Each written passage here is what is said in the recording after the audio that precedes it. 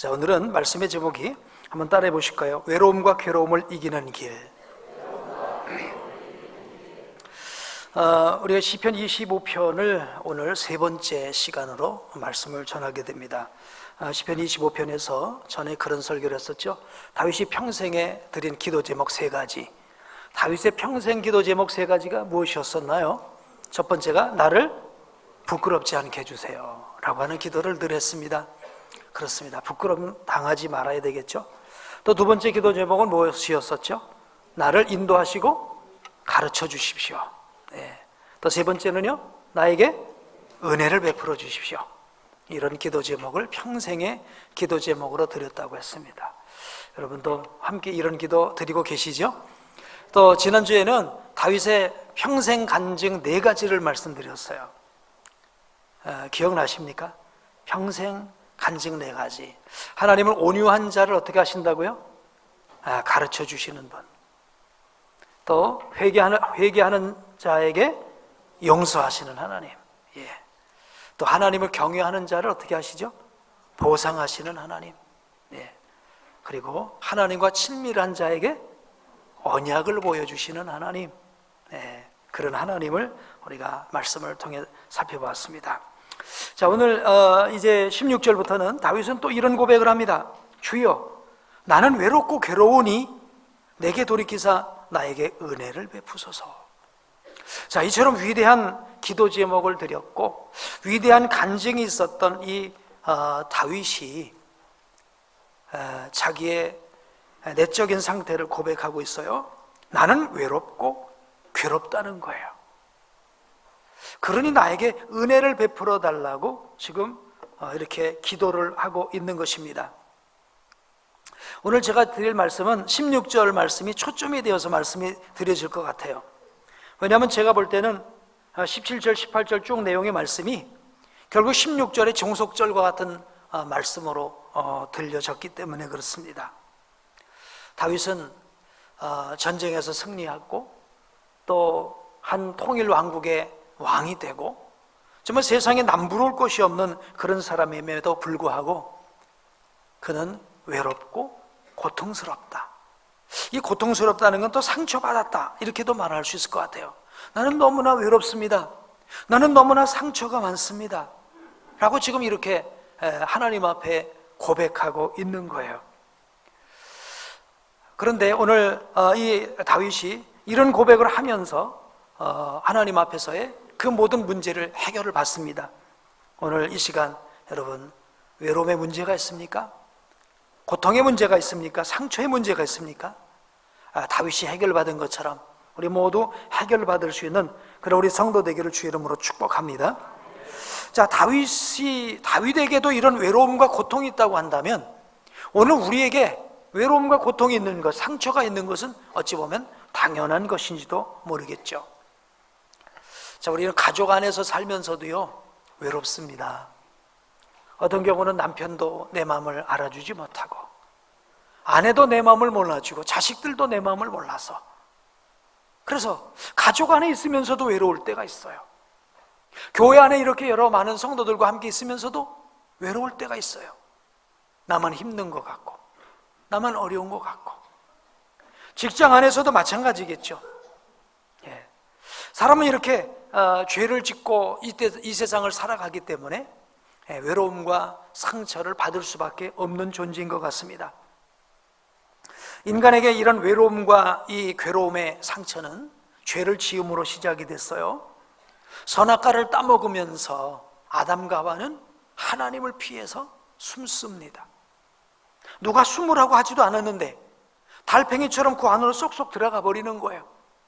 부끄럽다고, 하나님 만나기가 두렵다고, 그리고 숨어버리는 것이죠. 사람을 피해서 숨는, 누군가를 피해서 숨는 그 모습이 곧 외로움이고 상처가 아니겠습니까? 사람이 없어서 숨는 게 아니라 사람을 피해서 숨는 거예요. 사람이 없어서 외로운 게 아니라 사람을 피해서 숨기 때문에 외로운 것이고, 하나님이 계시지 않아서 외로운 게 아니라 하나님을 떠나서 멀리하기 때문에 오늘 우리에게 외로움과 상처와 문제가 다가온다고 봅니다. 그러니까 오늘 우리가 당하는 이 외로움, 이런 또 이제 괴로움, 상처, 이것은요, 그 원인이 누구에게 있는 게 아니에요. 누가 나를 미워해서가 아닙니다. 누가 나를 힘들게 해서가 아니라 사실은 그 원인의 제공은 죄로 인해 타락한 우리 내면에 있다는 사실이죠. 이 외로움은 우리 현대인의 치명적인 질병입니다. 요즘은 더더군다나 산업사회가 되고 대가족이 분리가 돼서 핵가족이 되고 또 핵가족에서 1인 가구가 어마어마하게 증가하는 그런 시대가 되고 있지 않습니까? 그러다 보니까 외로움이라고 하는 건 점점 커져만 가는 것 같아요. 이 외로움이라는 말은 야히드라는 그런 말인데 원래 유일하다라고 하는 그런 뜻을 갖고 있습니다. 아무도 의지할 자가 없는 고독함, 쓸쓸함, 나만 혼자 외로운 섬에 있는 것입니다. 군중 속에서 고독을 경험하는 것처럼 사람이 많은데 거기서 쓸쓸함이 있는 거예요. 오늘 다윗이 이런 외로움을 하나님 앞에서 고백하고 있어요. 그런데 이런 오늘 시편을 보게 되면 다윗이 이런 어려움을 당하고 있는 그 현실이 어떤 이유일까라고 성서학자들은 얘기할 때는 원수들로부터 당하는 어떤 압제 때문에 이런 외로움과 괴로움을 당하고 있다고 얘기를 하고 있어요. 근데 더 중요한 것은 다윗이 그 외로움과 고통의 문제를 하나님께로 가지고 나가서 하나님의 은혜를 통하여 그 문제를 해결받고 치유받더라는 것입니다.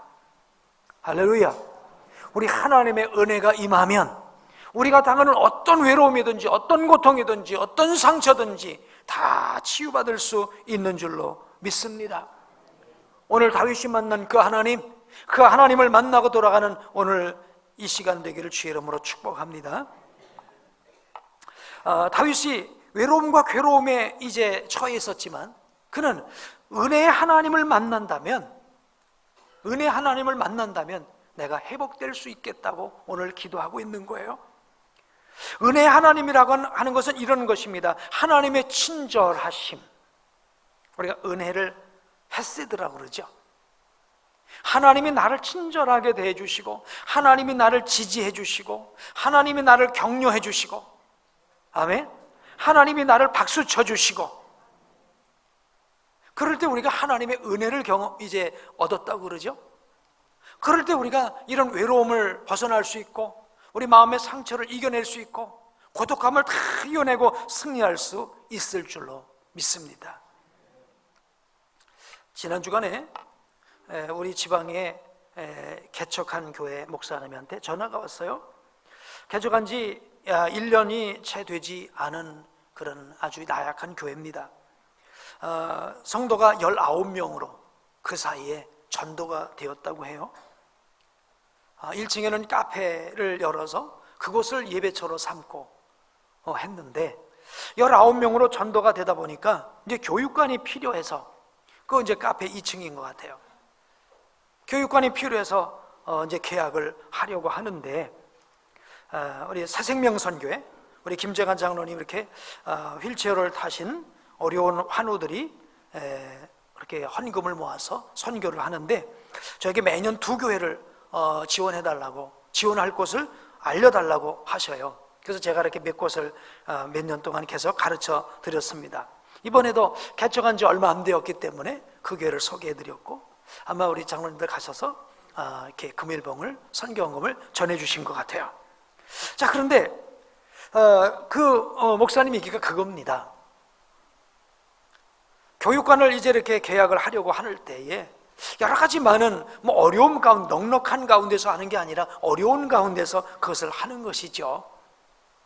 그런 가운데 전혀 예상치도 않았고 알지도 못했고 자기로서는 연도 없는 그런 곳에서 계약금의 전부는 아니지만 일부가 되는 그런 것을 보내주셔서 그것을 보태서 계약을 하고 났더니 그런 마음이 들더라는 거죠.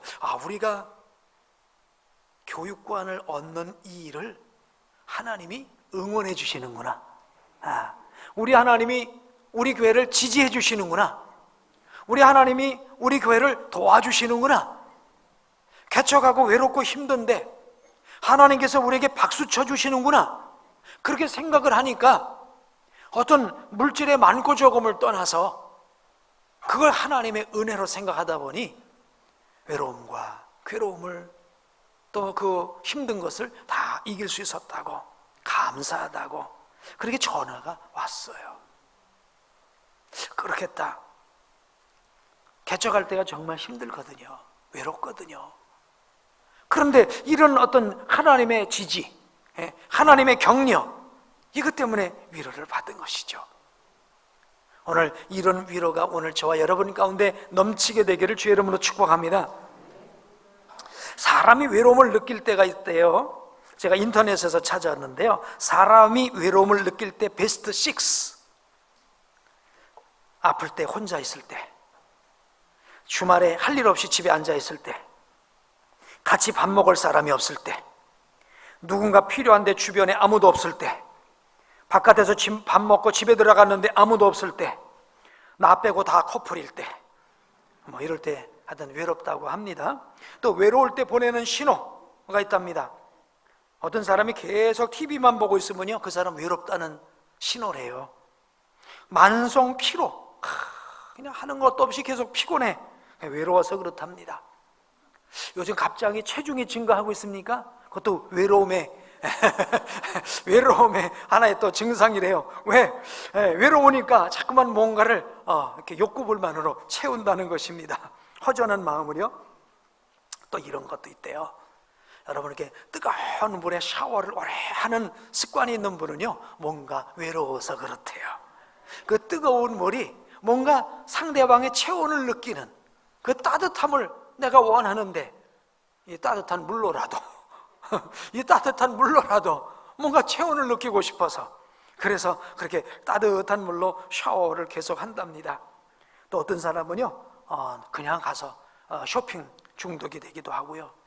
그리고 혹시 감기가 걸렸는데 한 달, 두 달 계속 안 낫는 분은요, 내가 외로움 때문에 그런 건 아닌가 하고 한번 검사해 보시기 바랍니다. 그리고요, 또 어떤 분은요, 끊임없이 카톡만 하는 거예요. 카톡 해갖고 내가 카톡 보낸 것에 대해서 막 반응이 있으면 기분이 좋고요, 반응이 없으면 이것들 뭐야 도대체, 막 이러고 막 이제 욕하고 있고요. 그러면서 이제 스트레스를 만땅으로 받는 것이죠. 나에게 외로워서 나타나는 증상들이라고 합니다. 상담가에 의하면 상담을 요청하는 사람의 99%는 다 그 뿌리가 외로움에 있다고 합니다.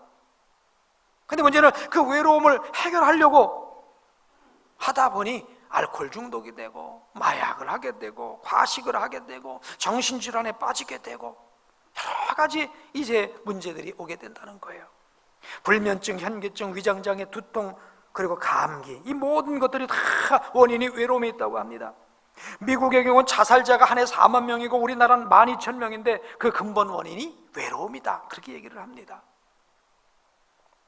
미국에서는요, 총기 소지의 자유가 있어서 총격 사건이 많잖아요. 특별히요, 대통령을 저격하는 사건이 미국 역사 가운데 9번이 있었다고 그래요. 근데 그 중에서 정치적인 목적으로 총격을 한 경우는 한 번밖에 없었답니다. 나머지 8건은요 다 개인의 외로움 때문에 그냥 우발적으로 그냥 쏜 거라는 거예요. 그래서 연구를 해봤더니요, 그 저격범들의 공통점은 다 백인이었대요. 그리고요, 두 번째 아들이었대요. 둘째 아들이 위험해요. 그리고 공부를 꽤 많이 했대요. 공부를 꽤 많이 했답니다. 그리고 한 가지 직업을 오래 갖고 있지 못했답니다. 무엇보다도 공통점은요, 다 외로움 속에 있었다는 거예요. 겉으로 보기에는 부유한 집이고 공부도 잘했고 백인이고 다 좋은데요, 그는요 자기를 달팽이 관 속에 집어넣어서 그 속으로 들어가서 혼자 외로움 가운데 떨고 있었던 그런 사람들이었다고 해요. 외로움, 상처, 이건 자꾸만 나를 위축시켜서 나를 자꾸만 달팽이 관 속으로 집어넣습니다. 반드시 극복해야 할 우리들의 문제라고 믿습니다. 다윗도 이렇게 외로움과 곧 이제 괴로움이 있었지만은 그는 이런 고백을 합니다. 나의 힘이 되신 여호와여, 내가 주를 사랑합니다. 승리했다는 거예요, 그렇죠? 그가 온갖 환난과 피난, 이제 많은 어려움들을 만났어도 승리했다는 것입니다. 여호와는 나의 목자시니 내가 부족함이 없으리로다. 그가 사망의 음침한 골짜기를 다니면서 외롭고 힘들 때도요, 하나님이 목자가 되셨기 때문에, 할렐루야, 그 외로움을 통해서 오히려 더 하나님과 깊은 교제의 자리로 나가게 된 줄로 믿습니다. 오늘 이 다윗처럼 외로움과 괴로움의 문제, 상처의 문제 다 해결받으시고 오히려 그것이 변화해서 축복의 통로가 되는 우리 복된 성도 되길 주의 이름으로 축복합니다. 우리가 외로운데요, 외로움을 표현하지 않으면 더 외로워져요. 외로움은 드러내지 않으면요, 그것이요 나중에는 걷잡을 수 없는 문제가 되고 말아요. 반드시 이거를 해결해야 될 줄로 믿습니다. 이제 문제는 어떤 방법으로 해결할 거냐가 문제인 거예요. 네, 어떤 방법으로 해결할 거냐가 문제인 겁니다. 이것이 사람을 통해서 세상적인 방법, 인간적인 방법으로 외로움을 해결하고 상처를 해결하려고 하면요, 그 해결하려는 방법이 결국 사탄이 침투하는 통로가 되는 거예요. 외로움과 상처가 있는데 이걸 인간적인 방법으로 해결해 보려고 해보세요. 그게 바로 사단의 통로가 되는 거예요. 요즘 어떤 우리나라의 요즘에 최근에 뉴스 가운데 전 세계를 아주 휘젓고 다니던 톱 우리 아이돌 가수 가운데 한 사람이 좀 문제를 좀 일으켜서 뉴스에 막 나타나고 있죠. 왜 저는 그분을 이제 청년을 잘 모릅니다. 그렇지만 제 나름대로 한번 스토리를 아마 상상을 해봤어요.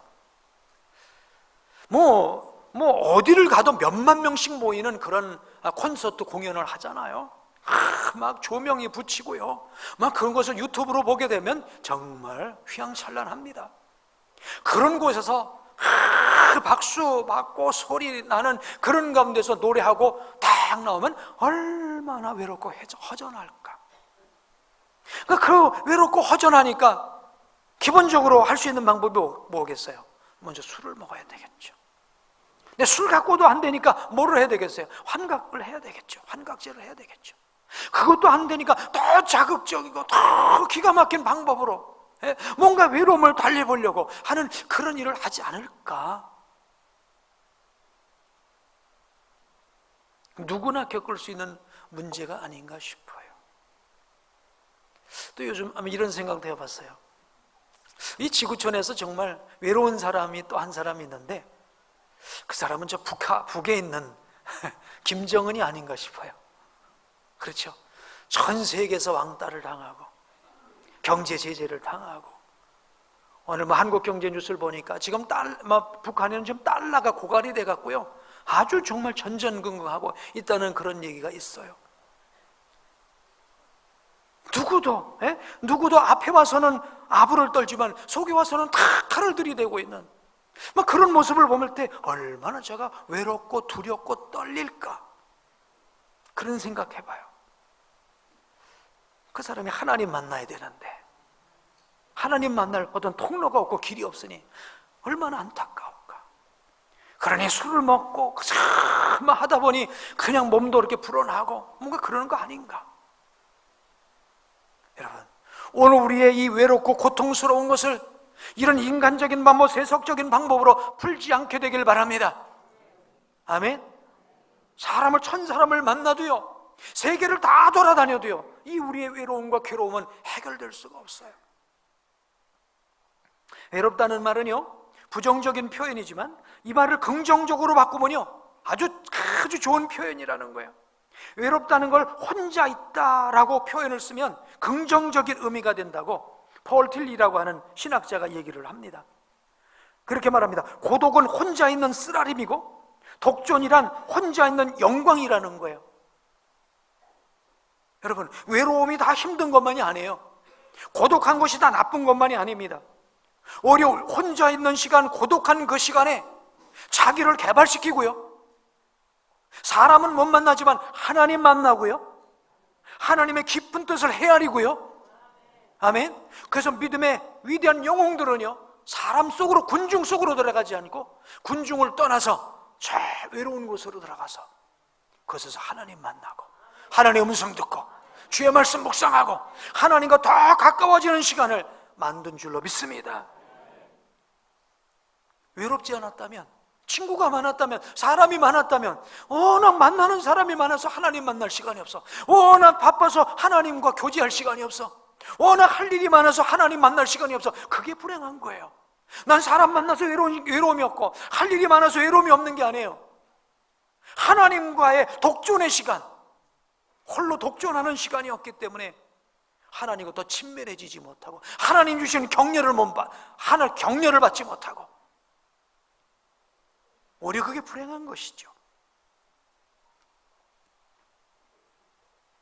우리 사랑하는 성도님 여러분, 여러분의 힘들고 어려운 그 시간이, 외로운 시간이, 고통스러운 그 시간이 부정적으로 사용되지 않게 되길 바랍니다. 다윗이 그 문제를 가지고 보좌 앞으로 나간 줄로 믿습니다. 아멘. 여러분의 문제를 가지고 보좌 앞으로 나가게 되기를 주의 이름으로 축복합니다. 우리가 이제 OIB를 모세오경을 마쳤습니다. 모세오경에 보면 그 중심 인물이 모세 아니겠어요? 참 보니까 모세처럼 외롭고 고통스러운 사람이 어디 있었을까 생각해봐요. 우리는 그가 지도자로서 존경받고 추앙받을 것만 생각했지만요, 여러분, 물이 있으면, 물 문제면 누구한테 원망합니까? 모세. 길 문제 누구한테 원망합니까? 모세. 왜 너만, 당신만 혼자 지도자입니까? 하고 또 권위의 도전을 받습니다. 온갖 원망 불평 혼몸에 다 이어왔습니다. 그러니 어느 날은 모세가 하나님, 내 이름을 차라리 생명책에서 지워버려 주십시오. 지금이라도 조사오니 나를 차라리 데려가 주십시오. 내가 이 백성을 낳았습니까? 왜 이 백성을 나에게 맡기셨습니까? 막 이렇게 탄식할 정도로 너무 힘들어하는 그런 모습들을 보게 돼요. 그런데 모세는 그런 어려운 일들을 만나기만 하면 그가 할 수 있는 방법은 다른 게 없어요. 그냥 그 자리에서 하나님 앞에 엎드렸더라. 아멘. 엎드렸더라. 그냥 땅바닥이면 땅바닥에 그냥 엎드리는 거예요. 하나님 앞으로 나간 거예요. 그럴 때 하나님이 그를 지지해 주십니다. 네 손에 있는 게 뭐냐? 지팡이입니다. 그래, 그거 갖고 쳐라. 하나님이 지지를 해주세요. 하나님이 격려해 주세요. 그래서 광야 40년 이스라엘 백성들을 지도하고 사명 감당하게 된 줄로 믿습니다. 그래서 사랑하는 성도들이여, 우리 속에 있는 외로움의 문제, 상처의 문제, 고통의 문제, 이 모든 문제 가지고 보좌 앞으로 나가는 우리 복된 성도가 되기를 주의 이름으로 축복합니다. 성경의 모든 위대한 사람들은요 다 그랬어요. 엘리야도 그랬잖아요, 그렇죠? 얼마나 힘든 싸움을 마치고 나서 마음이 탈진했습니까? 하나님, 이만이면 족합니다. 오늘 나를 데려가 주세요 라고 탈진에 지쳐서 로뎀나무 앞에서, 로뎀나무 아래 앉아서 낙심하고 있는데 하나님께서 어떻게 하시죠? 까마귀를 통해서 먹을 걸 갖다 주세요. 아니, 뭐 까마귀를 통해 갖다 주니 얼마를 갖다 주시겠어요, 그렇죠?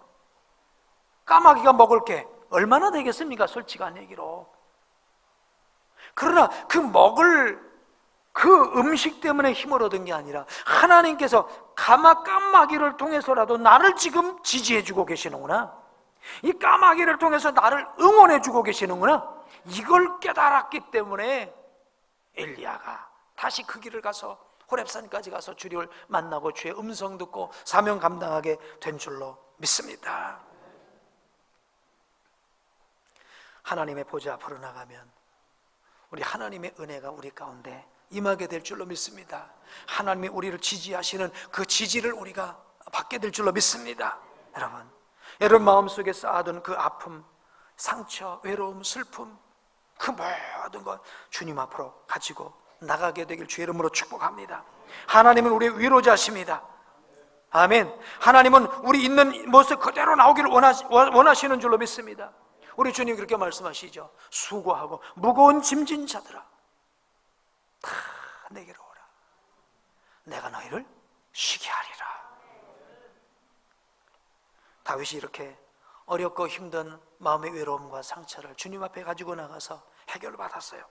그러므로 우리는 은혜 하나님을 만나야 될 줄로 믿습니다. 앞서서 그런 말씀드렸어요. 은혜는 하나님이 베풀어 주시는 친절한 호의예요. 하나님께서 나를 지지해 주시는 거예요. 나를 격려해 주시는 거예요. 이것만 받고 나면요, 모든 문제가 다 해결될 줄로 믿습니다. 이제 신명기를 마치고 여호수아를 읽잖아요. 여호수아를 읽다 보니 저는 여호수아의 모습이 이렇게 생각이 나요. 여호수아가 봤던 그 모습은 40년 동안 끊임없이 모세를 대항하고 불순종하고 원망하고 불평했던 이 백성들. 그래서 모세도 여호수아에게 이제 지도력을 위임할 때에 이 백성은 완악한 백성이다. 네? 이 백성처럼 그렇게 불순종하는 백성이 없다고 그런 평가를 하고서 이스라엘 백성들을 맡깁니다. 그럴 때 이 여호수아의 마음이 얼마나 무거웠을까. 그리고 나서 여호수아가 또 바로 해야 될 일은 요단을 건너서 저 이제 그 가나안에 있는 그 모든 부족들을 쳐서 물리쳐야 되는 그 어마어마한 무거운 짐이 지금 자기 앞에 놓여 있는 거예요. 어떤 이는 이제 나라의 이제 후계자가 됐으니까 영광스럽다고 말할지 모르겠지만 자기는 어마어마한 감당할 수 없는 짐을 지고 있는 거예요. 그 외로움이 있어요. 이때 하나님께서 여호수아에게 찾아오세요. 은혜의 하나님은 찾아오시는 하나님이신 줄로 믿습니다. 찾아오셔서 이렇게 말씀하십니다. 내 평생의 너를 능히 당할 자가 없으리니 내가 모세와 함께 있던 것 같이 너와 함께 있을 것임이라. 내가 너를 떠나지 아니하며 버리지 아니할 것이다. 두려워하지 마라. 하나님의 은혜가 임했더니요, 그 다음날 일어나서 백성들에게 자, 이제 우리 요단 건너갈 수 있다. 요단강 건너가는 걸 선포하고요, 그리고 3일 만에 요단강을 건너가서 여리고를 정복하고요, 가나안을 정복하고요. 자기 힘으로가 아니에요. 하나님 주신 은혜로. 할렐루야. 오늘 우리에게 이 은혜가 필요한 줄로 믿습니다. 나를 지으신 분이 그 하나님이신 줄로 믿습니다. 내 모습 모든 걸 아시는 분이 하나님이신 줄로 믿습니다. 그 하나님 앞에 오늘 우리 나가기를 주의 이름으로 축복합니다. 이제 얼마 안 있으면 우리 교회 사순절 특별 새벽 기도회가 이제 진행이 되게 됩니다. 그때만 반짝 기도하는 게 아니라요, 여러분의 외로움의 문제, 상처의 문제, 삶의 어떤 가지가지 고통의 문제, 그 모든 문제를 가지고 하나님 보좌 앞에 가서 기도로서 그 문제 내려놓는 우리 복된 성도 되기를 주의 이름으로 축복합니다. 기도로서 하나님 만나시기 바랍니다. 기도는 하나님의 자녀의 특권인 줄로 믿습니다. 다윗처럼 하나님의 도우심을 구하시길 바랍니다. 마침내 하나님의 친절한 호의, 하나님의 베푸신 그 은혜를 통해서 넉넉히 우리에게 주어진 사명 감당해야 될 줄로 믿습니다. 히틀러 때에 유대계 프랑스 지성인이었던 시몬 르페이유는 이런 얘기를 했어요. 우주에는 커다란 두 개의 힘이 있다고 그랬어요. 하나는 중력이고 하나는 하나님의 은혜다. 아멘. 우주의 중력만큼이나 온 세상을 감싸고 있는 큰 힘이 바로 하나님의 은혜인 줄로 믿습니다. 하나님의 은혜가 임하게 되면 우리 삶이 바뀌어지는 줄로 믿습니다. 우리 팔자가 피는 줄로 믿습니다. 가정이 바꿔질 줄로 믿습니다. 내 생각이 바꿔지고 모든 것이 바꿔지는 거예요. 왜? 하나님의 지지를 받으니까. 아멘. 하나님의 지지를 받으니까. 근데 그 하나님의 은혜가 임하는 통로가 바로 뭐냐? 기도입니다. 여러분, 새벽을 깨워서 기도의 자리에 나와서 여러분의 그 모든 문제를 내려놓으시길 바랍니다. 또 아니면 개인적으로 기도의 시간을 갖기 바랍니다. 점심시간에 기도를 하든지 저녁 시간에 기도를 하시든지 하나님과 만나는 그 기도의 자리가 있게 되길 주의 이름으로 축복합니다. 다윗이 나는 외롭고 괴로우니 내게 돌이키사 나에게 은혜를 베푸소서 라고 간구했던 것처럼 오늘 우리도 간구하고 그 하나님의 지지를 얻어서 우리 달려갈 길 다 가며 하나님께 승리의 노래를 부를 수 있는 우리 복된 성도 모두 되기를 주의 이름으로 축복합니다.